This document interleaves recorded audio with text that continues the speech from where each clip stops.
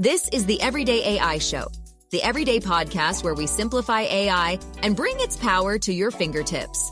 Listen daily for practical advice to boost your career, business, and everyday life.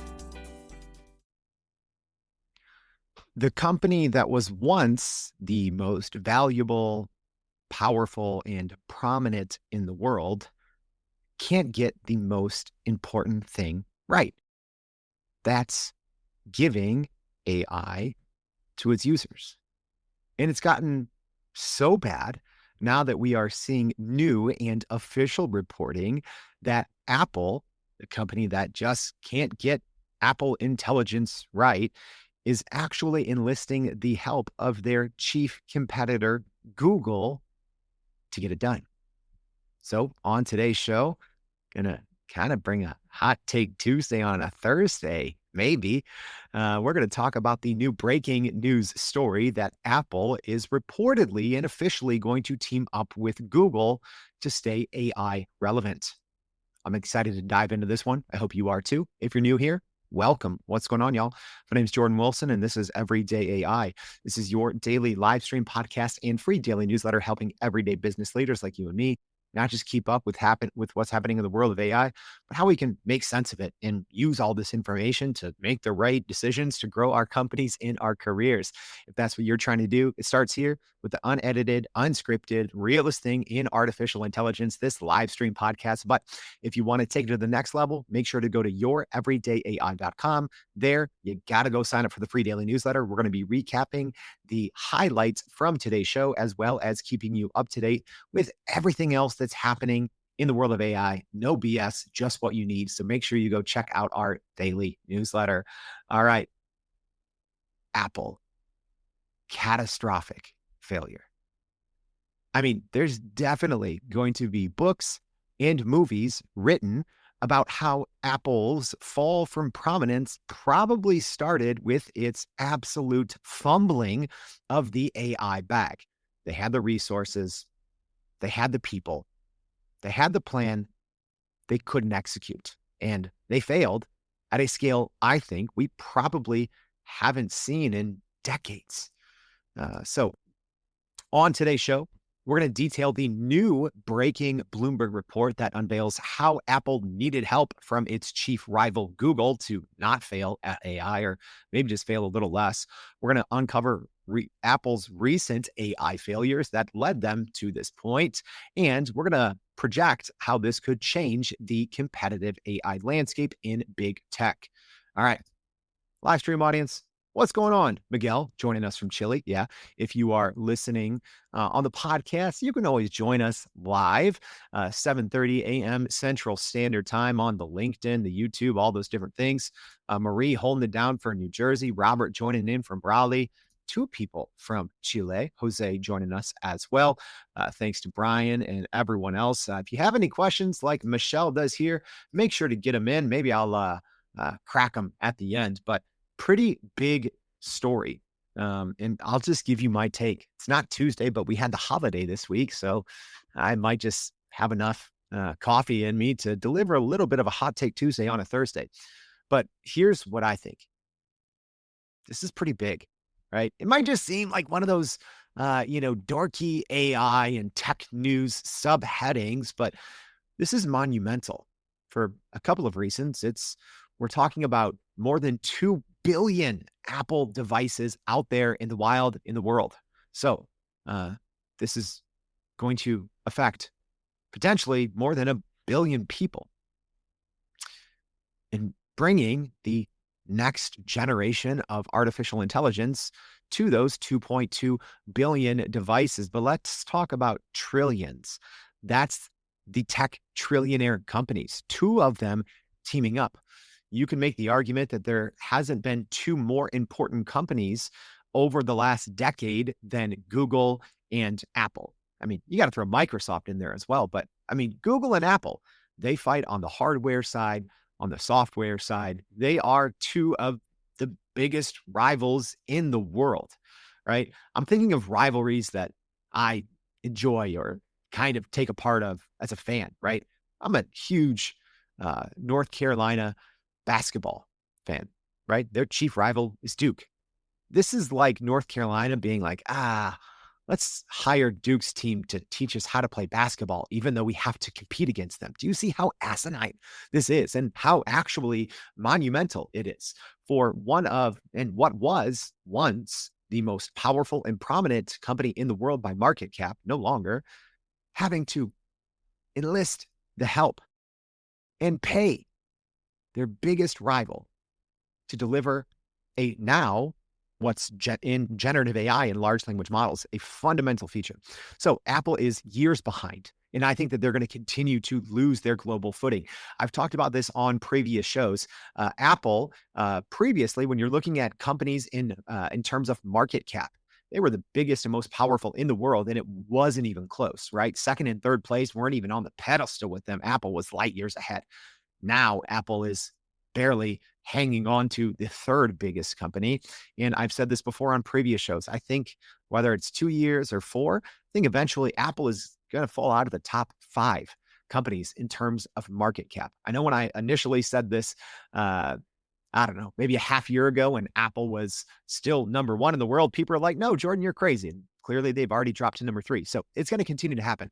But I think this partnership, even though it does help Apple a little bit, I think it raises their floor, but it raises Google's ceiling. My gosh, I was kind of shocked yesterday to see that Google's stock shot up 9%. Apple's went up 3%. So I do think that this helps Apple's floor a little bit, but this pushes Google's ceiling, and there's a big difference, right? Especially when you think of having to shake the hand of one of your competitors, knowing that you're probably only going to get incremental gains or stop the bleeding, but it's going to help explode one of your biggest competitors. So let's talk about what started this. This was a Bloomberg report that just came out, and you got to note the headline, and we're going to dissect this one a little later. It says Apple plans AI-powered web search tool for Siri to rival OpenAI and Perplexity. Okay, so again, this is not official, but Bloomberg by far for at least a decade has been the go-to source on being correct and authoritative in terms of Apple news. So this one I'll chalk up to, yeah, it's pretty much a done deal. But right now it's just reports, but let's detail what is happening. So the Bloomberg report said that Apple and Google signed a formal agreement to test Gemini AI in Apple's environment. This is obviously a huge, significant step and a historic partnership that marks Apple's continued AI failures. And also, there were other players in the fold, including OpenAI and Anthropic. And reportedly, Anthropic was just saying they wanted too much money. Apparently, $1.5 billion a year that would increase annually to essentially be Apple's preferred AI partner. So, Apple's first new version of Siri was really bad. And it reportedly forced a ground up rebuild of the technology, right? Technically, Siri was one of the first pieces of artificial intelligence that billions of people in the world used, right? It's been around for more than a decade. It is more traditional machine learning, artificial intelligence, but let's be honest, it's dumb, right? And I don't feel bad saying that, even though I've, had private conversations with people who worked on the original Siri team. I don't hesitate to say Siri is dumb. Alexa is dumb, right? If you talk to these quote unquote smart assistants that were smart 10 years ago, it's extremely painful because if you use ChatGPT's advanced voice mode, if you use Google's Gemini Live, those are extremely helpful, right? And neural and sound like talking to a real person, and they're smart. Siri, Alexa, not. But Apple has also lost so much AI talent. And we're going to unravel a little bit more why it's gotten to this point. But they've essentially lost some of their biggest names in AI, some of their top engineers leading their AI teams to Meta. And the new kind of buzzword here out of this report is Apple's World Knowledge Answers. And that is what they're hoping or positioning to challenge ChatGPT directly. So this Google Gemini partnership with Apple, kind of the the service offering or the feature that is going to arise from this, it's not just replacing Siri, but it's working on a new feature or a new facet of Siri called World Knowledge Answer. And this partnership obviously could eventually be rolled out to billions of devices. And this prevents Apple from becoming a dumb pipe in the AI revolution era. So let's talk a little bit more specifically on what this will look like. Again, this is according to the Bloomberg reports. So this world knowledge answers. What the heck is that? What does it mean? How will it be used? How is Google's Gemini integrated into all of this?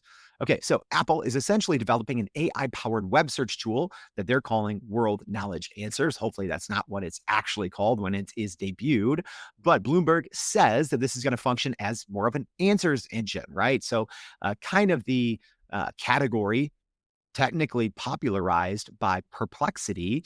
But now we've seen this roll out to ChatGPT, Google Gemini, etc. Right? This is these large language models that essentially quickly and usually accurately query multiple internet sources to provide an up-to-date answer. Okay, so that is essentially what we're talking about here with Apple's new partnership with Google Gemini in their World Knowledge Answers. And this new system is designed to provide AI-generated summaries from web search results instantly. So if you've used either Google's AI overviews or Google's AI mode, it's kind of like that. By the way, if you're using that, use Google's AI mode. Google's AI overviews, sorry. I know Google is a partner of this podcast. Google's AI overviews, not super reliable. Their Google AI mode, insanely useful. So fast, so accurate. It's probably, if I look at my quarterly use of tools and their, plus or minus percentage, Google AI mode is probably the AI tool I'm using more and more than anything else, at least compared to quarter over quarter. And I think that Apple realizes that, right? Apple says, hey, we see the, obviously with Google being the default search engine in Apple, which Google reportedly pays more than $20 billion a year. So it looks like Apple may be now given some of those billions of dollars back. I think they realized, hey, this concept of using a capable large language model to quickly deliver queries from the web and give them to users is going to be extremely helpful. And that's essentially what we may be getting with this new kind of partnership feature in World Knowledge Answers. So how's this going to work, right? I mean, you're not going to talk to Siri and it's going to be like, yo, hold up, let me go use Google Gemini and, go to google.com and go to AI mode for you. So there's some technical aspects going on under the hood. So Bloomberg confirmed that Google's Gemini AI will specifically handle web summarization features for Apple. And it is a special version of Google Gemini that Google is reportedly making just for this partnership. So their new Apple's new Siri, which they promise is really getting smarter this time. Essentially, it's broken down into three core systems. There's an intelligent planner, a search system, and a web summarizer. Okay, so that is technically how it works. And Google, like I said, has already started training a custom AI model designed to run on Apple's server. And that's the big clincher here, because Apple, to their credit, right? I know I drag Apple through the mud, and Grok, it's kind of easy to. But one thing you have to tip your cap to is Apple takes privacy a little more seriously than other AI companies with their kind of private cloud architecture. And that is how this will eventually come together. So essentially, Google is creating a Apple-specific version of their Gemini model that will reportedly run on Apple's private cloud compute. So right now, and this is according to Bloomberg, all Google AI processing will run on that private cloud compute. So it's not like Siri's just going to kick it to google.com in the background. So this is to ensure, Apple's kind of data protection that they normally offer on the rest of their device. Also, Apple does have their own foundational models, which are not very good. Let's be honest, to handle the private user data. Okay. So essentially, because of this, the way that this new system works, and it has these three different pieces. So if anything is asking about your personal data. Reportedly, the new what is it? World Knowledge Answers. See, I'm already forgetting it. World Knowledge Answers. That's just such a weird name. Anyways, so if you're asking something of this new, smarter system and it's about your own personal data, reportedly it will use Apple's foundational models. But if you're asking for something outside of your own personal data, then that's where it will tap into this custom and private instance of Google Gemini to deliver that essentially answers engine for your query. So it will be interesting to see how this happens if you're asking for both, right? What if I'm asking for something along the lines of, hey, my wife texted me about this product. I want to see the latest product reviews and if this is a growing, industry or something like that. I don't know how it's going to handle it. If it's going to use both of these models, because if so, it's probably going to be a little slow and the likelihood for error is higher. But luckily, that's why the engineers get paid the MBA dollars and not myself. So a little bit more about this private cloud compute. That's Apple's PCC security architecture that was unveiled back in June around the time of their WWDC when Apple initially announced Apple Intelligence, right? Because they essentially said, we're creating this whole new type of private cloud because, that was one of the reasons that Apple dragged their feet on, implementing generative AI and large language models into the iPhone and their other devices is because they said they needed a more secure or a new type of cloud. All right. And this is what according to reports, they are saying will prevent Google from accessing personal user information directly, because I know that this is going to be a hot point of contention. For me, I don't care. I'll give all my data to Google, to OpenAI, to Apple. Don't care for me, but I know I'm in the minority there. A lot of people are privacy and data watchdogs.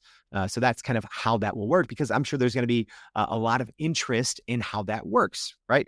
Google being the company that has monetized over the past couple of decades from data, right? Data that you obviously adhere to giving them when you use their services, versus Apple, the company that has traditionally kept all data tightly under wraps. So it's an interesting juxtaposition in how that's ultimately going to play out. So let's talk a little bit more about this World Knowledge Answers, what it's going to mean initially, and then how it may expand. So Bloomberg says that first, this World Knowledge Answers is going to start with Siri, right? So any query that you would ask Siri would tap into, if it's outside of your personal or private data, in which case it would be handled by Apple's foundational models. If not, then it would tap into this World Knowledge Answers, which is the Google Gemini partnership. But later, Apple is reportedly going to want to expand this into Safari, which that would be great. And then also their Spotlight search functionality. So this will support text, photos, videos, and local points of interest in a unified interface. That part is interesting, right? Obviously, being able to talk to Siri and, say, hey, based on my preferences, what are the best restaurants around me if you're in a new place, something like that. If we could finally get any AI system to do that accurately, I think that's when we usher in this new era for those that are fine with the privacy implications of generative AI actually being useful in your daily life.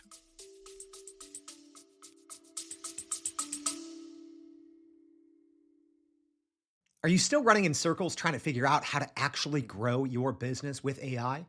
Maybe your company has been tinkering with large language models for a year or more, but can't really get traction to find ROI on Gen AI. Hey, this is Jordan Wilson, host of this very podcast. Companies like Adobe, Microsoft, and NVIDIA have partnered with us because they trust our expertise in educating the masses around generative AI to get ahead. And some of the most innovative companies in the country hire us to help with their AI strategy and to train hundreds of their employees on how to use Gen AI. So whether you're looking for ChatGPT training for thousands or just need help building your front-end AI strategy, you can partner with us too. just like some of the biggest companies in the world do. Go to youreverydayai.com/partner to get in contact with our team, or you can just click on the partner section of our website. We'll help you stop running in those AI circles and help get your team ahead and build a straight path to ROI on Gen AI.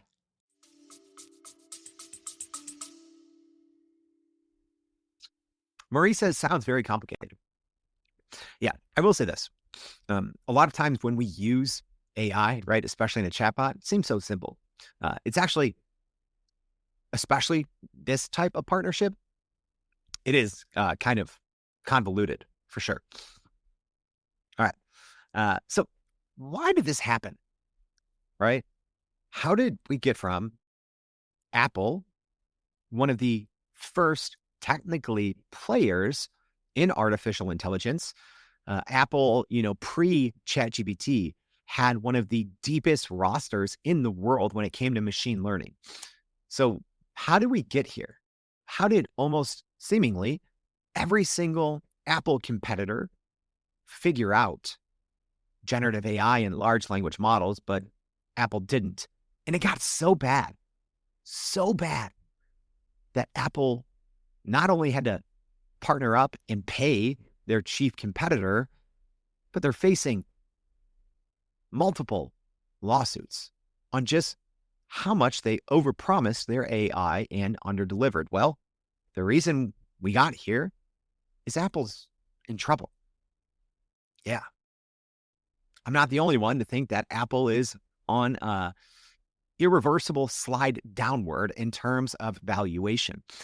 Yes, Apple, recently CEO Tim Cook essentially said, hey, we're going to go all in on AI, right? Which is funny. They should have been saying this back in, 2018, 2019, not in the year 2025, saying, oh, we're going to spend all this money and do all these acquisitions. It's, if I'm being honest, in that aspect, either investing from scratch or acquiring companies is too little too late. The only way that Apple can even begin to right the ship is exactly what they're doing here. Because I've been saying this on the show until I've been red in the face. There's only two players right now in the frontier AI model game. That's OpenAI and Google. Sorry, Anthropic. Sorry, Meta. Sorry, Microsoft, right? Microsoft obviously uses OpenAI's models to power their Copilot, but their own models, not there yet, but I'm interested to see if they can catch up. But there's no one near OpenAI and Google. That's why for their previous quote unquote smarter Siri that fell through the cracks and they had to disable a lot of the functionality because of these lawsuits, right? We saw that they were getting, summaries, right? When Siri would summarize your text messages or emails or news stories, they were getting it, I'd say hilariously wrong, but a lot of times it was bad and ugly and they were facing lawsuits because of that. So Apple had to partner with OpenAI previously. And in this one, they could have partnered with OpenAI or even Claude, but they went with Anthropic, but they went with Google. So how did this happen? Well, it started Apple at their WWDC, their Worldwide Developer Conference last year, unveiled Apple Intelligence, which at that point, I knew it was destined to fail, right? Anytime you try to hijack AI, how very Apple of Apple, right? The arrogance to come in and say, yeah, we're just going to rebrand artificial intelligence, Apple Intelligence. I roasted them at the time and will continue to roast them for all eternity as long as I'm sitting here doing this show. So they unveiled at their WWDC about 15 months ago their Apple Intelligence and how they were going to bring this newer, smarter AI to Siri. Then the lawsuits came because nearly a year later, right? And they obviously tied it to sales, right? They're like, okay, well, you got to have the newest iPhone to take advantage of it. So go buy that iPhone. And then it didn't work. It didn't come out, right? So they're facing multiple lawsuits. So one was Landschaft versus Apple that alleged Siri hallucinated AI features. That was funny. Sorry. They said like Apple hallucinated when they were talking about what Siri could actually do. Yeah, you saw all these even commercials that came out showing Siri doing these things that it definitely couldn't do.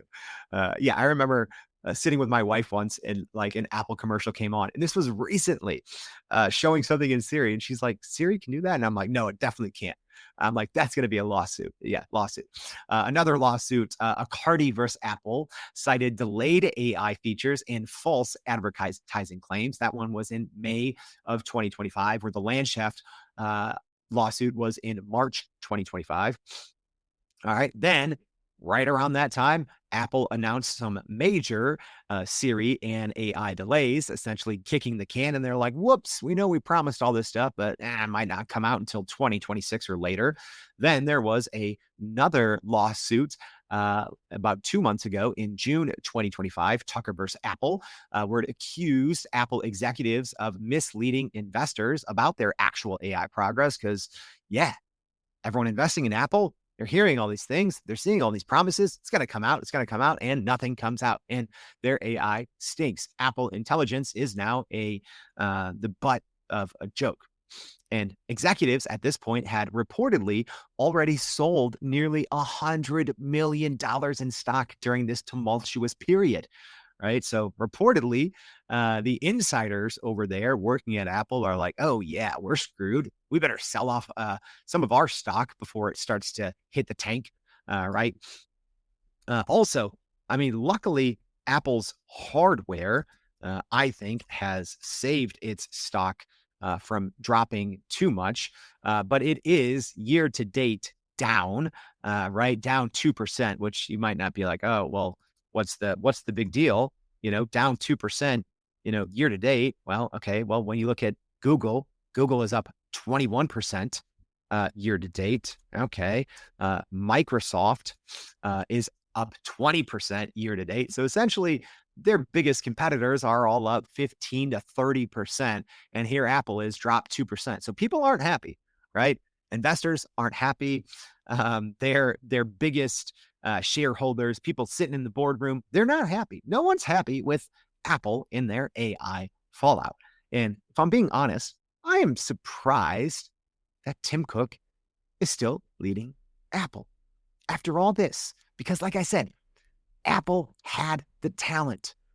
And I'm going to go over a little bit on this talent exodus. So it's obviously hit them very hard in the last couple of months, losing some of their most important AI team members to Meta and OpenAI and Google. But they had the talent going all the way back to 2018.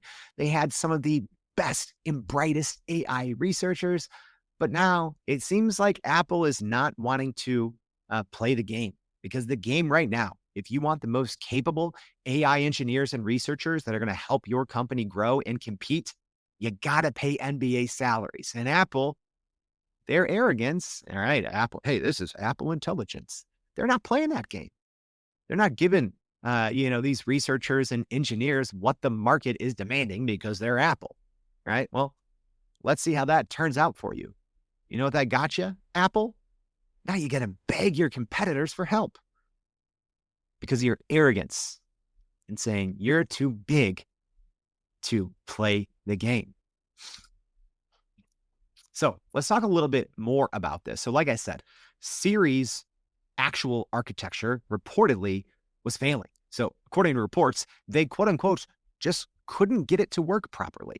All right, according to internal sources. So their engineering teams, which are being depleted by the week, required a complete rebuild using advanced large language model technology from the ground up. That's how bad their revamped AI Siri rollout was. That just didn't work. And their enhanced Siri launch timeline, that was supposed to come out in 2024. Now it's like, okay, we're hearing March 2026, but only because of this Google partnership. So I'm sure that Google was aware how deep that Apple was into it. And I'm sure we'll find out more of these details in terms of the financials later. But I'm guessing Google cashed in hard on Apple's arrogance and the fact that they were, let's be honest, screwed. Right? transparently, I'm doing this live stream on my Mac computer. My phone, my camera that I'm using is my iPhone, right? I've never so actively, right, after being an iPhone user and a Mac user for, I guess I've been using a Mac for 20 years. I've been using an iPhone for, I don't know, 10. I've never so desperately wanted to get off the Apple, to get off the Mac. It's just hard, right? It's hard because the stuff just works, but the stuff is just dumb now, right? The iPhone's dumb. My Mac is dumb, right? As someone that uses AI daily, and I'm seeing this new hardware from Microsoft, their new hardware that they're rolling out in their PCs. I'm seeing the new Google smartphones, and it's just they're smart now, right? The AI just works. It doesn't work anymore, and it is. I think the rest of the business world hasn't caught up yet, but I'm telling you, in 2 to 5 years, when Apple is no longer a top 5 company in the world, which you would have asked people 5 years ago, everyone would have said that'll never happen. Apple will be here in 10, 20 years. They're not. One of the reasons is the people. So they couldn't get it right.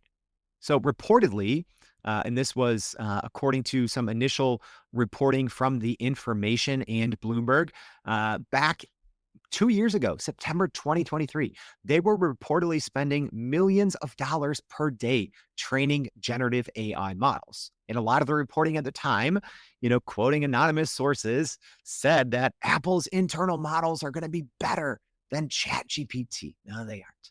They're not even making it to production because they're so bad. All right. And then in July of this year, that's really when the exodus started to happen. And this is why it is, I think, going to be really, really bad for Apple in the very near future.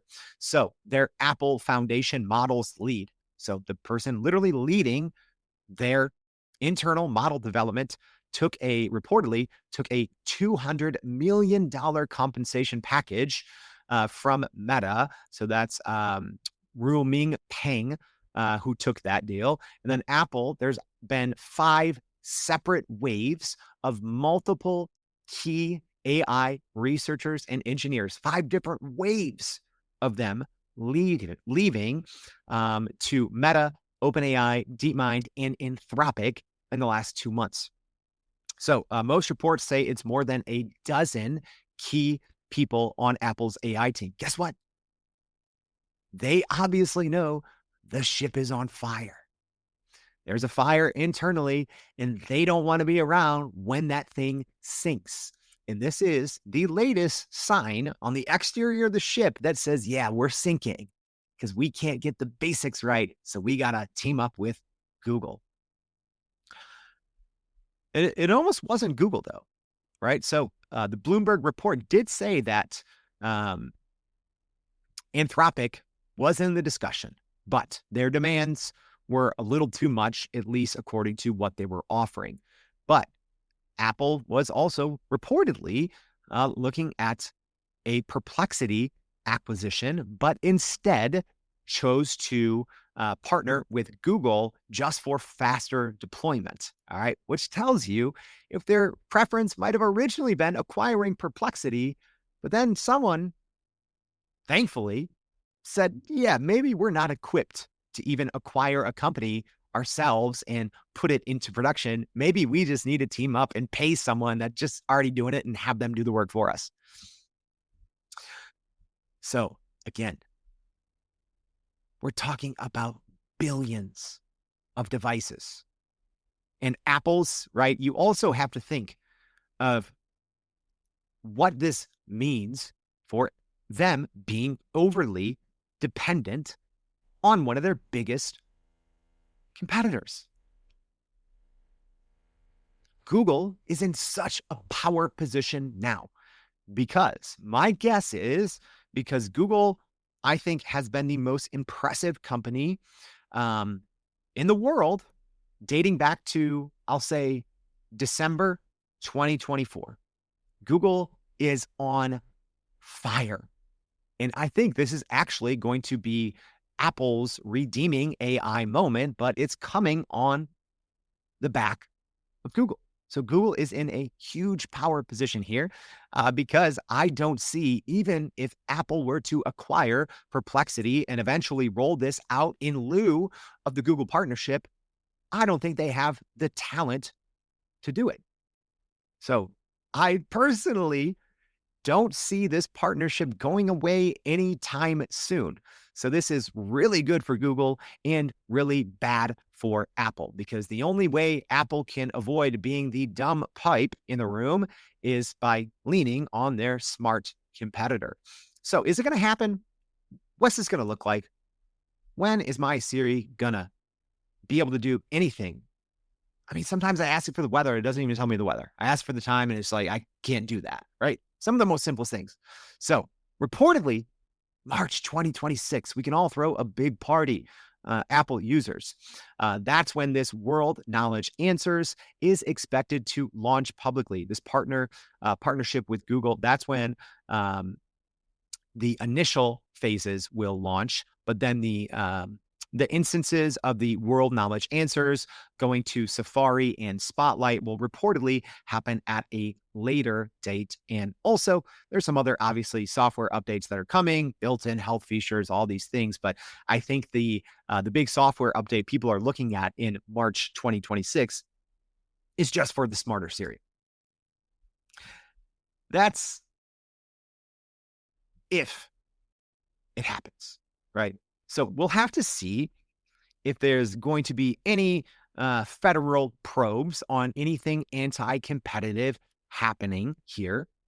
Also, we have to look at how this will impact others, specifically OpenAI, Microsoft, and Meta, right? The other big players in the room. Obviously, right now, Apple has a current partnership with OpenAI. They're currently, trying to power some of the queries for Siri. So essentially, how it works now, if you ask Siri a question, so if you have this enabled in your settings, essentially, it will pass certain queries off to ChatGPT as a third-party provider. This is not how the new World Knowledge Answers will work. It will happen under Apple's hood, whereas how they have it set up, the Siri and OpenAI partnership right now is for the majority of things that Siri can't answer. It essentially says, would you like to do this in ChatGPT instead? And at that point, it's kind of passing the problem off to a smarter model. But we do have to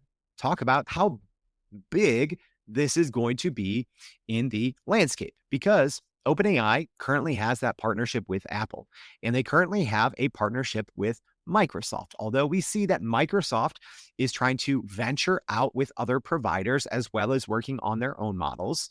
So I would expect OpenAI to have to come up with a trick up its sleeve in terms of being able to still compete with Google.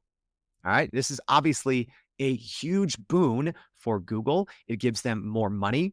It gives them more prowess. It gives them more devices that they're ultimately working with. So you also have to look at how the other big three might respond to this big partnership news.